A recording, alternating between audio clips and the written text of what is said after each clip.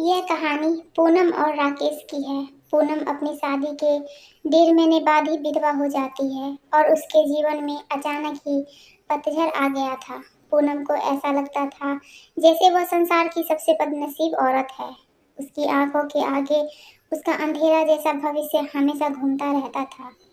पूनम के घर में सिर्फ उसकी बूढ़ी माँ थी और पूनम के पति के गुजरने के बाद पूनम के पिताजी भी इस दुख में गुजर जाते हैं। एक बड़ा भाई था, लेकिन वो तो सबसे मुंह मोड़कर अपनी पत्नी को लेकर कहीं और रहने चला जाता है। इसलिए अब पूनम को लगता था कि जिंदगी में कभी भी खुशी उसके दरवाजे पर दस्तक नहीं देगी। इधर राकेश की बात करते हैं। राकेश की शादी 2 साल तक तो अच्छी चली थी, लेकिन फिर उसकी पत्नी का किसी और के साथ चक्कर चलने लगा और वह उस दूसरे आदमी के साथ खुलेआम घूमने लगी। फिर कुछ ही दिनों में उसने राकेश को तलाक देकर उसने दूसरे आदमी से शादी कर ली। राकेश अपनी पत्नी से बहुत प्यार करता था, लेकिन तलाक होने के बाद वह अपनी पत्नी के बिना बिल्कुल ही अकेला सा हो गया था और अपनी सुनसान वीरान जिंदगी अकेला ही काटने लगा। वह नहीं जानता था कि अब उसका भविष्य कैसा होगा, कभी वह फिर किसी से शादी कर पाएगा या नहीं। तभी एक दिन पूनम और राकेश दोनों ही किसी की शादी में जाते हैं। पूनम की एक सहेली राकेश को जानती थी और उसी ने ही उन दोनों को मिलवाया।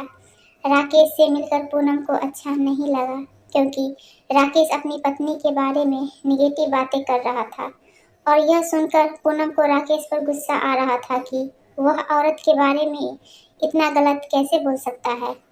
लेकिन बाद में उसकी सहेली मीना बताया कि राकेश कितना दुखी लड़का है। वह अच्छे खासे पैसे कमाता है और उसके परिवार वाले भी बिल्कुल सीधे हैं।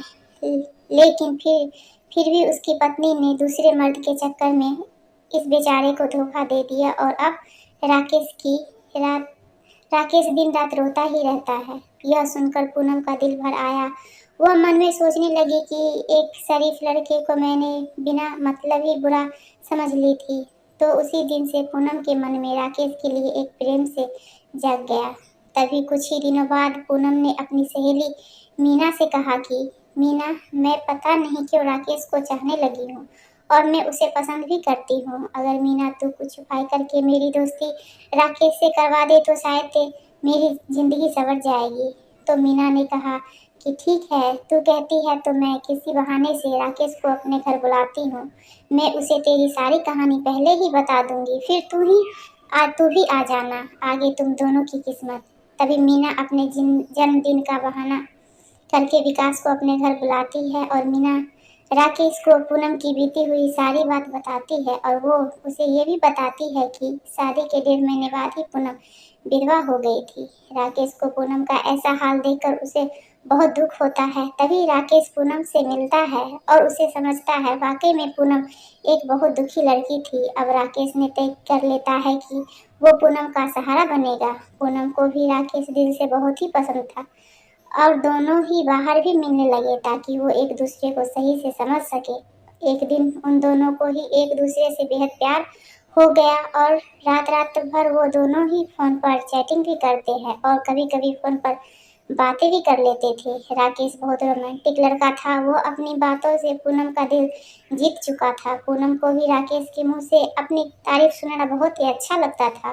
दोनों ही हर रविवार को मिलते थे, पार्क में घूमने जाते थे और कभी कभी रात को होटल में डिनर करने भी चले जाते थे। तभी एक दिन पूनम राकेश को अपने साथ अपने घर ले गई और उसने अपनी माँ से मिलवाया। राकेश ने जब पूनम की माँ के पाँव छुए तो पूनम की माँ रोने लगी और राकेश का हाथ पकड़कर कहने लगी, बेटा मेरी बेटी का सहारा जरूर बनना और उसका साथ कभी मत छोड़ना, मेरे सिवा इसका कोई भी नहीं है। अब मेरा भी कोई पता नहीं कब उस भगवान का बुलावा आ जाए। अगर मैं मर गई तो मेरी जवान बेटी का क्या होगा। ये सुनकर राकेश के भी आंख में आंसू आ गए और पूनम की भी खूब रोने लगी। तभी राकेश ने कहा कि माँ जी, आप बिल्कुल चिंता ना करें, पूनम का मैं मरते दम तक साथ नहीं छोड़ूंगा और आपको भी कुछ नहीं होगा और आपकी बेटी का मैं जिंदगी भर ख्याल रखूंगा। ये सुनकर पूनम की माँ और पूनम दोनों बहुत ही बहुत ही अच्छा लगा और पूनम राकेश का हाथ अपने गालों पर लगा कर रोती है।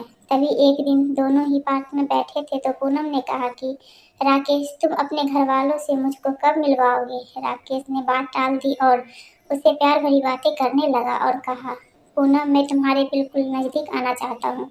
बोलो, तुम मुझसे अपने करीब कब आने दोगी? लेकिन पूनम राकेश को अपने करीब आने से मना करती है, मगर फिर भी थोड़ा बहुत दोनों प्यार कर ही लेते हैं।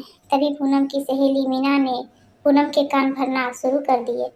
उसने कहा कि पूनम, लड़कों पर इतना जल्दी भरोसा नहीं करते, तू तो सीधी सादी है। राकेश को अपनी माँ से भी मिलवा दी, लेकिन राकेश ने तुझे किसी से मिलवाया?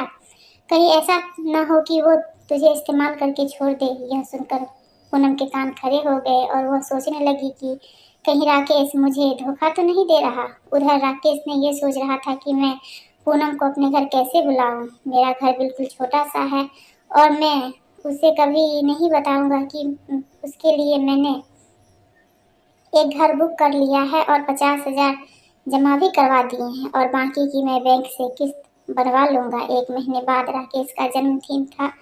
राकेश ने सोचा, मेरे जन्मदिन पर ही पूनम को सरप्राइज दूंगा और तभी पूनम और उसकी माँ को घर भी बुला लूंगा। उसी दिन पूनम से शादी की सारी बातें करके उसे सगाई की रिंग भी पहना दूंगा, क्योंकि पूनम के परिवार में और कोई नहीं है, इसलिए सारा कार्यक्रम पूनम और उसकी माँ के सामने ही हो जाएगा।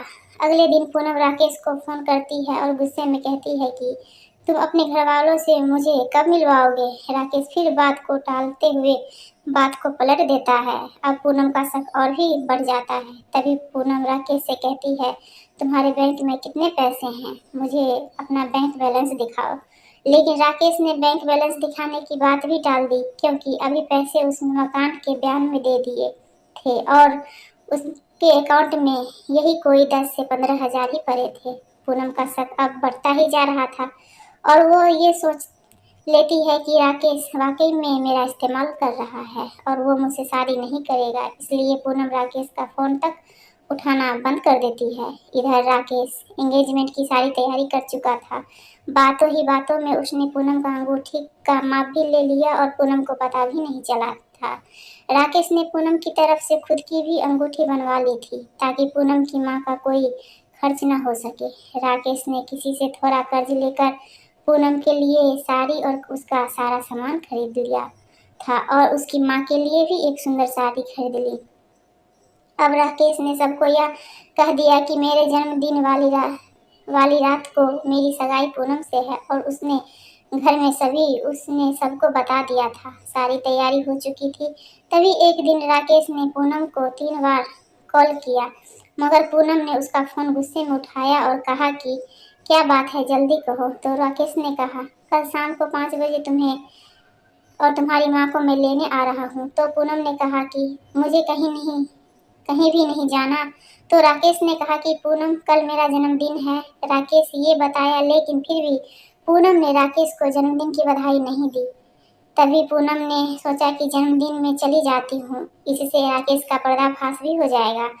अगली शाम पूनम और उसकी माँ तैयार हो जाती है और राकेश की गाड़ी में बैठकर उसके साथ चली जाती है। पूरे रास्ते पूनम ने राकेश से कोई भी बात नहीं की। उसे तो राकेश के रूप में एक धोखेबाज नजर आ रहा था। तभी जैसे ही पूनम राकेश के घर की दहलीज पर कदम रखती है, वैसे ही राकेश की माँ आरती की थाली लेकर आती है और पूनम को टीका लगाकर उसकी आरती उतारती है। ये देखकर पूनम हैरान रह जाती है। तभी वो भी राकेश की माँ को पाँव छूती है। उसकी माँ उसे अंदर आने के लिए कहती है। सभी लोग खड़े थे, राकेश के बड़े भाई भाभी, राकेश के भतीजा भतीजी और राकेश की माँ व भोले भाले उनके पिताजी बाबूजी। सभी लोग पूनम और उसकी माँ का स्वागत करते हैं और बैठने के लिए कहते हैं। अब राकेश का जन्मदिन भी मन जाता है। उसके बाद पूनम जाने के लिए कहती है, तो राकेश की माँ कहती है कि बहू, तुम्हें जाने के लिए नहीं बुलाया है, हमेशा के लिए यहीं रहने के लिए बुलाया है। पूनम समझ नहीं पाती। तभी राकेश की भाभी 2 फूलों की माला और एक प्लेट में 2 अंगूठी लेकर आती है। ये देखकर पूनम राकेश की तरफ बड़े ही आश्चर्य के साथ देखती है। तभी राकेश एक अंगूठी पूनम के हाथ में रख देता है और कहता है, आज हमारी एंगेजमेंट है पूनम। और इस बात के लिए मैं तुम्हें सरप्राइज करना चाहता था। तुम्हें ये रिश्ता मंजूर है ना? पूनम रोने लग जाती है और मन में ये सोचती है कि मैंने किस लड़के पर शक किया।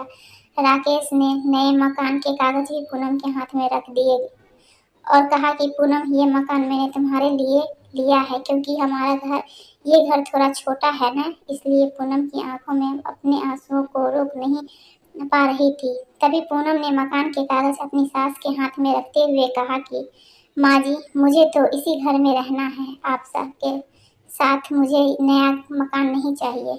इस बात से घर में सभी लोग खुश हो जाते हैं। तभी राकेश कहता है कि पूनम, तुम्हारी माँ भी हमारे साथ ही रहेगी, भला वो अकेली कैसे रह पाएगी? ऐसा करते हैं, जो मकान मैंने लिया है वो पास में ही है, माँ को तुम वहीं शिफ्ट कर दो ताकि तुम अपनी दोनों माँ को संभाल सको।